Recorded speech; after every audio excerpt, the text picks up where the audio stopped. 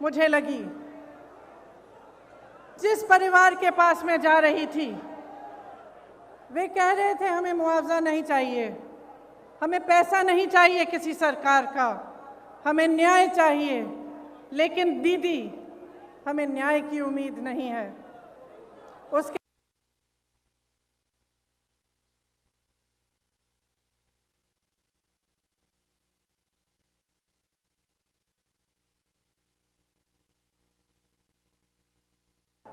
उनके पिताजी ने मुझसे कहा कि उनको घर के बाहर निकालकर उन्हें पीटा गया था, उनके बच्चों को धमकाया गया था, उनकी 9 साल की एक पोती को धमकाया गया था, लेकिन उनको न्याय की कोई उम्मीद नहीं थी।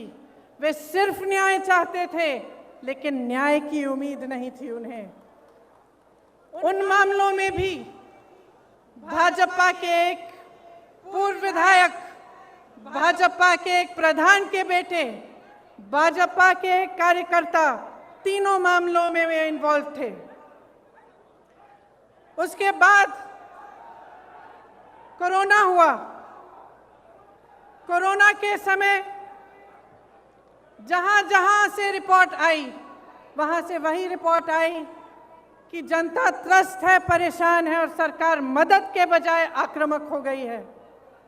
जो भी सुविधाएं थी, अगर कोई कहता था कि मेरे पास सुविधा नहीं है, मेरे पास ऑक्सीजन नहीं है, कोई अस्पताल ने कह दिया कि ऑक्सीजन खत्म हो रहा है, तो सरकार उन पर आक्रमण कर रही थी। उनको न्याय की उम्मीद नहीं थी, उनको ये उम्मीद नहीं थी कि ये सरकार संकट के समय उनकी मदद करेगी। उसके बाद हाथरस का हादसा हुआ, जिसमें आप सब ने देखा कि सरकार ने अपराधियों पर आक्रमण नहीं किया, सरकार ने अपराधियों को नहीं रोका, सरकार ने परिवार के सदस्यों को अपनी बेटी को की चिता जलाने से रोका। उनको ले भी नहीं गए साथ, पुलिस प्रशासन ने चिता जला दी।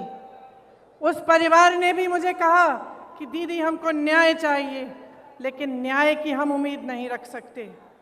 आज लखीमपुर खेरी में जो हुआ, पिछले हफ्ते से हम देख रहे हैं।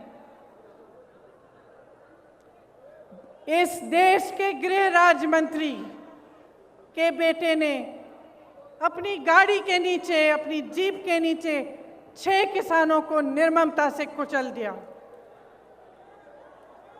और सब परिवार, 6 के 6 परिवार ये कहते हैं कि हमें पैसे नहीं चाहिए, हमें मुआवजा नहीं चाहिए, हमें न्याय चाहिए।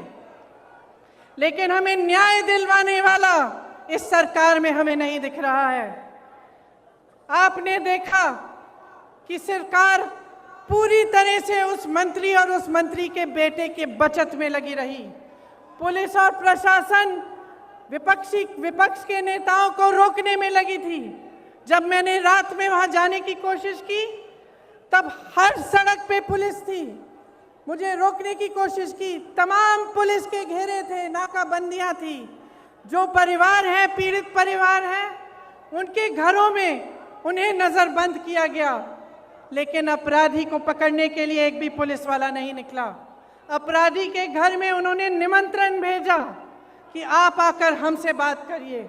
आपने किसी भी देश में, दुनिया के किसी भी देश में या इस देश के इतिहास में आपने कभी ऐसा देखा है कि एक आदमी 6 किसानों को कुचल दे, 6 लोगों की हत्या कर दे और उसको पुलिस निमंत्रण दे रही है कि आइए हमसे बात करिए?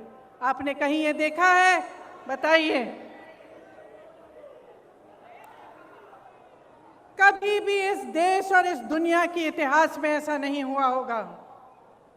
यहाँ के मुख्यमंत्री मंच पे बैठे हुए उस मंत्री का बचाव कर रहे हैं जिसके बेटे ने ऐसा काम किया है। जो प्रधानमंत्री लखनऊ आ सकते थे प्रदर्शन को देखने के लिए, उत्तर प्रदेश के प्रदर्शन को देखने के लिए, आजादी के प्रदर्शन को देखने के लिए,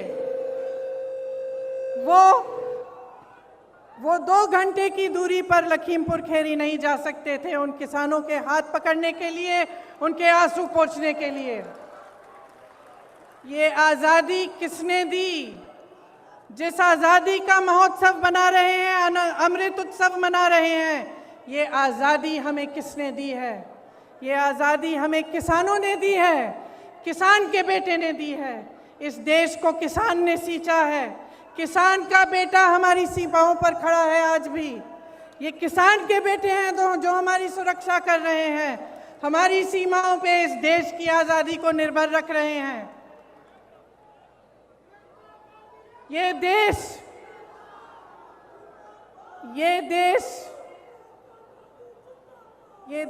क्या है? ये देश एक आस्था है, एक उम्मीद है। इसी न्याय की उम्मीद पर इस देश को आज़ादी मिली। जब महात्मा गांधी जी आज़ादी की लड़ाई लड़ने के लिए गए तो उनके दिल में ये था कि मेरी जनता को, मेरे लोगों को, मेरे देश के किसानों, दलितों, मेरे देश की महिलाओं को, देश के गरीबों को न्याय मिलना चाहिए।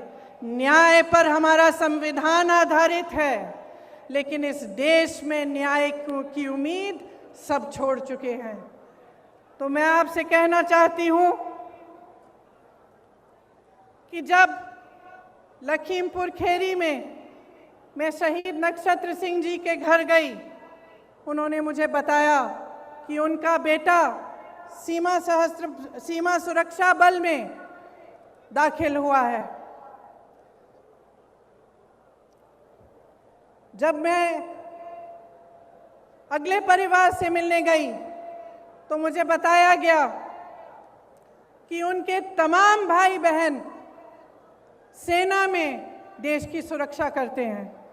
जब मैं रमन कश्यप पत्रकार के घर गई, मुझे बताया गया कि उनको काम करते करते मारा गया, उनको जीप के नीचे कुचला गया क्योंकि वो वीडियो ले रहे थे, सच्चाई दिखाना चाह रहे थे। सारे परिवारों ने यही कहा कि हमें न्याय मिलने की उम्मीद नहीं है। तो अगर हमारे देश में कोई कुचला जाता है, किसी के प्रति हिंसा होती है, किसी पर अत्याचार होता है और उसको न्याय मिलने की उम्मीद नहीं होती, तो किसके पास जाएगा? अगर सरकार, मुख्यमंत्री, प्रधानमंत्री, गृह राज्य मंत्री, विधायक सभी मिले हुए हैं, सभी अपनी पीठ मोड़ देते हैं उनकी तरफ, तो किसके पास जाए जनता और क्या करे? आप जानते हैं कि किसान ने 9-10 महीनों से एक आंदोलन जारी रखा है।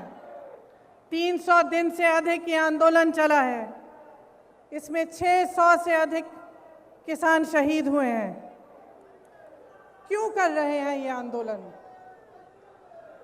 ये आंदोलन इसलिए कर रहे हैं क्योंकि ये जानते हैं कि ये सरकार के जो 3 कानून हैं, उनके ज़रिए उनकी आमदनी, उनके खेत, उनके फसल सब इस सरकार के खरबपति मित्रों के पास जाने वाली है, उनके कब्जे में होने वाली है। मोदी जी के अरबपति मित्रों ने पिछले साल हिमाचल से सेब 88 रुपए किलो में खरीदा था। इस साल वही सेब 72 रुपए किलो में खरीद रहे हैं और सबकी मजबूरी हो गई है कि वो सेब का दाम घटाएं। किसान की लागत बढ़ गई है, क्योंकि फसल की कीमत तय करने का फैसला अब खरबपति कर रहे हैं। इसीलिए मनचाहे ढंग से कीमत घटा दी गई। ये स्थिति पूरे देश में होगी। जब इनके कानून लागू होंगे तो आपकी खेती, आपके फसल सब आपसे छीना जाएगा। मोदी जी ने जो आंदोलन कर रहे थे उन किसानों के बारे में क्या कहा? उन्हें आंदोलनजीवी कहा, आतंकी कहा, योगी जी ने उपद्रवी कहा, धमकाने की कोशिश की। इसी गृह राज्य मंत्री ने धमकाकर कहा कि मैं 2 मिनट में तुम्हें सबक सिखा दूंगा। आंदोलन करने की कोशिश की तो 2 मिनट में सबक सिखा दूंगा।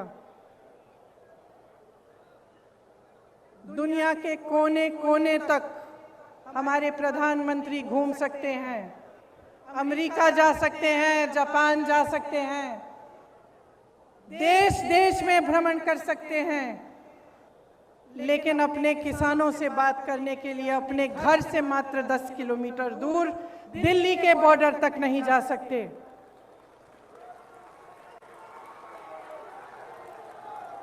अपने आप को गंगा पुत्र कहने वाले हमारे प्रधानमंत्री ने गंगा मैया के आशीर्वाद से खेतों में फसल लहलहाने वाले करोड़ों गंगा पुत्रों का अपमान किया है। उनकी पूरी आमदनी, उनकी खेती, उनके फसल अपने खरबपति मित्रों को देने की साजिश की है। क्या वो जानते हैं कि आपके प्रदेश में किसान कितनी समस्याओं से जूझ रहा है? क्या वो जानते हैं कि आवारा पशु की कितनी बड़ी समस्या है यहाँ? क्या रात को आपकी सड़कों पे उन्होंने चल के देखा है कि हर किलोमीटर, हर आधे किलोमीटर पे आवारा पशु बैठे हुए हैं? मैंने देखा है, मैंने देखा है।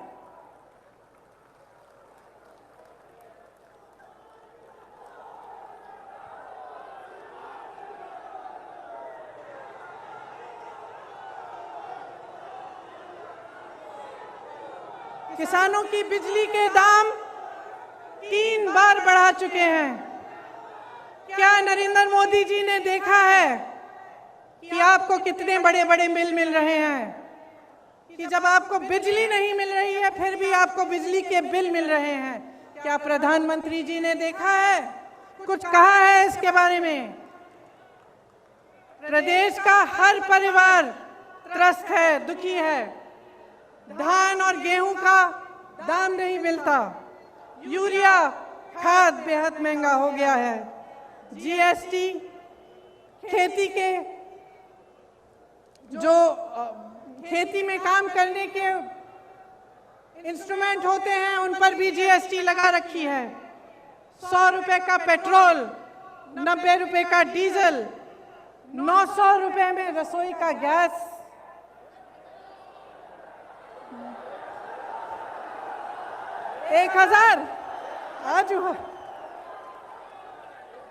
1000 रुपए में रसोई का गैस।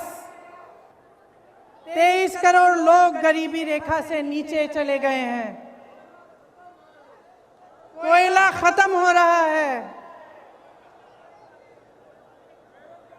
बेरोजगारी चरम पे है। जहां जहां जाओ बेरोजगार युवा मिलते हैं। परसों मैं लखनऊ की एक बस्ती में गई। मैं इसलिए गई थी क्योंकि योगी जी ने एक ऐसे शब्द इस्तेमाल किए सफाई कर्मचारियों के प्रति, मेरी बहनों के प्रति, जो रोज सुबह अपने घर में झाड़ू मारती हैं, जो सफाई करते हैं, हमारे देश, हमारी शहरों को साफ रखते हैं, उनके प्रति उन्होंने अब शब्द कहे। तो मैं एक बस्ती में गई वाल्मीकि मंदिर में झाड़ू लगाने के लिए और उन सब से बात करने के लिए जो इस काम को अपनी आमदनी के लिए, अपने बच्चों को पढ़ाने के लिए करते हैं। उन सब ने मुझे बताया, मैं घर गई, घर गई, एक घर से दूसरे घर गई, हर घर में मुझे बताया, अपने युवा बच्चे मेरे सामने लाए। किसी ने एमए किया था, किसी ने बीए किया था, किसी ने आईटीआई किया था, किसी के पास नौकरी नहीं थी, किसी एक का रोजगार नहीं था। और जो रोजगार कर रहे थे, जो सफाई कर्मचारी थे, उनका वेतन महीनों से नहीं बढ़ाया गया था। दुखी है जनता, त्रस्त है, नाराज भी है और नाराज होना चाहिए, क्योंकि जिस समय आप इन परेशानियों से गुजर रहे हैं, आप संघर्ष कर रहे हैं, उसी समय प्रधानमंत्री जी के खरबपति मित्र करोड़ों रुपए कमा रहे हैं।